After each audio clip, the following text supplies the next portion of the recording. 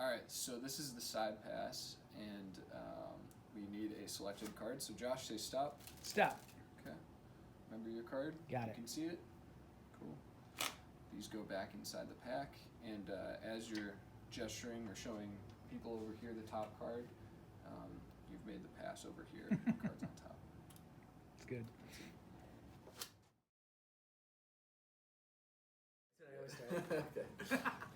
Okay, so this is the side pass, and definitely very challenging. When I first started working on something like this, I was reading. Same. I was like that when I was first working on it. In the first Vernon Chronicles, he has a version of this as some kind of speed pass. And I think his cover for it was really interesting. I don't know if it was in the context of gaming or something like this, but he would use his arm to cover the action this way. That's clever. So as you throw in chips to the center, you can execute the pass. This is really interesting.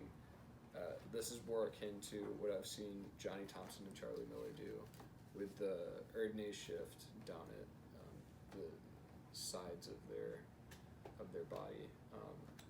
For this, it's definitely good to. The benefit of this is it can be done in any Pretty direction. much any angle. Yeah. Are the others that multi-directional? I'd say no. For the Erdnase pass, you definitely have to use your leg, and it's kind of harder. You have to use it a little bit tighter. And for Vernon's, I think he switches to the pinky. This one is cool. I prefer this one because you're using the pointer finger between the points of contact. So that's really interesting. When you're learning this, cardistry trainers are probably a good idea, or just rubber banding your packets together. It's one of the more difficult moves, I'd say, so far. Maybe you don't have any previous practice on Vernon's. If you're attacking this one blind, it's an uphill struggle. Totally doable, and you'll hit it by accident a couple times, and and then you go to do it again, and you have no idea what you just did. But stick with it. It's just a muscle memory thing. Said the guy that can't do it yet. And then one more thing he mentions in the book is a corner short, so you can really just have a card put back and then show that there's no breaks or anything. And he has a interesting way to get to the corner short and then get to the move right here. In practice, though, we found that the corner short actually made it a little less clean in performance. It'll flash. You have to riffle to the short card now, and that motion's kind of a telling motion. You can hear it, you can see it, and if you do it at the side, you're out of, it's hanging out down there again for a little bit, and then you're going to come up and you're going to go back down there for the pass. So seems like a good idea to add a corner short, but in practice it just adds more moves to something that doesn't need more moves. But I think this is definitely worth doing, not with the corner short, but just in general, because a lot of people do passes at the wrong moment. People are watching to see if you're controlling the card, and then they execute the pass. So I think the best moment to do it is just square up. They don't see you do any moves, and your arms drop to your side and you relax, and that's when they're not going to expect anything. So I don't know. I see a lot of people putting their passes on display. So I think this is definitely worth learning. It's very cool.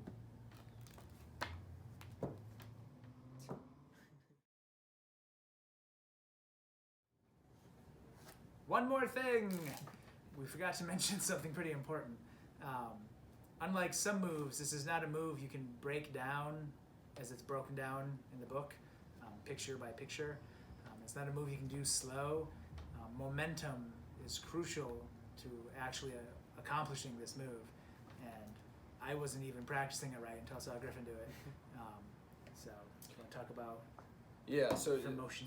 In the pictures, it just has it step by step, and it's kind of hard to follow from there.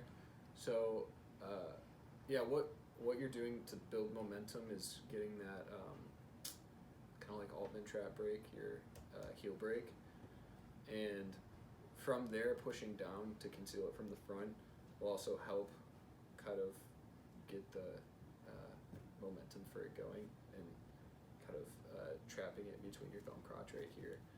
So it kind of needs to go, if you try and do it slowly, it won't work super well. So what you really need to do is kind of like do the first part quickly, you get to this, and then the rest of it can come over. But I mean, this to this is like a few steps in the book, and it really is just like one fluid motion. The best way that I can describe it. So Yeah, without that built-up tension, you will fail from the beginning. But when you get the tension, you'll nail it. You'll feel it when you got it right. So you got to push down with your thumb, and then it kind of pops. You have 1 second to complete it before gravity defeats you. It's almost like a speed shift or a speed hop, which is pretty cool. Yeah. Cool.